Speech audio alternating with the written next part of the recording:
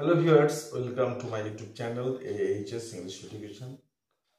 আজকে যে আলোচ্য বিষয় সেটা ভোকাবুলারির উপর।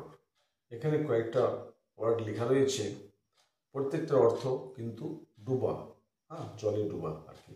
হ্যাঁ, তো ডুবার ব্যাপারটা ভিন্ন ভিন্ন ইংরেজি আমরা ভিন্ন ভিন্ন ক্ষেত্রে ব্যবহার করব। ঠিক আছে, তাহলে আমরা কোন ওয়ার্ডটা কোন ভার্বটা কোন ক্ষেত্রে আমরা ইউজ করছি এটা একটু দেখার ব্যাপার আছে।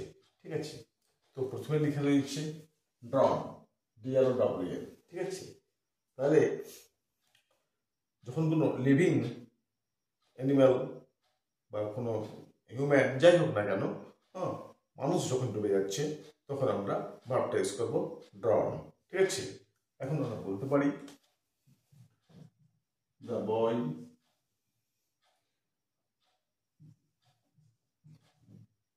was drowning. The boy was drowning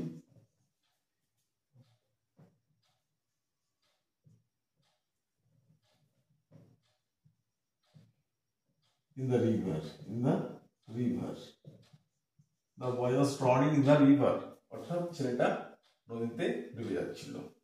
ঠিক আছে, তাহলে মানুষের ক্ষেত্রে কোনো লিভিং অ্যানিমাল যাই হোক না কেন ওদের ক্ষেত্রে আমরা ড্রাউন ভার্বটা ইউজ করছি। অন্যদিকে সিঙ্ক, অর্থাৎ এখানে লিভিং বিং এর কথা বলা হচ্ছে না। এখানে কোনো জাহাজ নন লিভিং আর কি, যখন ডুবে যাবে সেটাকে জন্য আমরা সেটার জন্য সিঙ্ক করবো। সিঙ্ক ভার্বটা ইউজ করবো। তাহলে সিঙ্ক বলতে পারি the boat or ship was sinking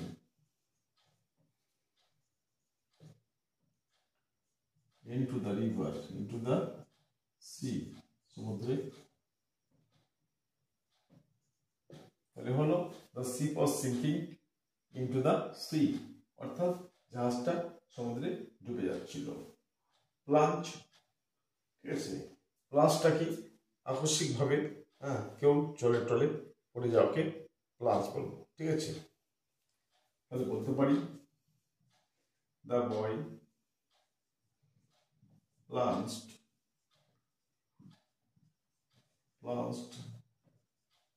into the river।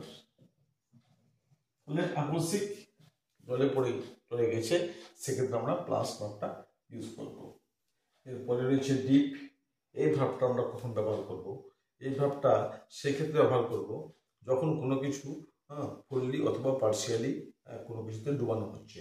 ঠিক আছে, যেমন চাইয়ে বিস্কিট ডুবিয়ে খাই, রুটি ডুবিয়ে খাই, তাই না? তো ডুবালো আর উঠালো, সেক্ষেত্রে আমরা ডিপ ভার্বটাকে ইউজ করব। তাহলে সেন্টেন্স আমরা বলতে পারি she dips her bread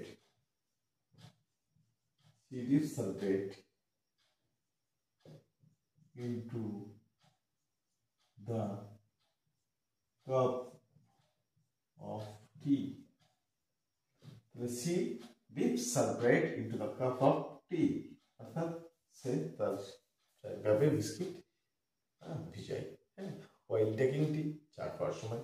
তাহলে she dips her bread into the cup of tea।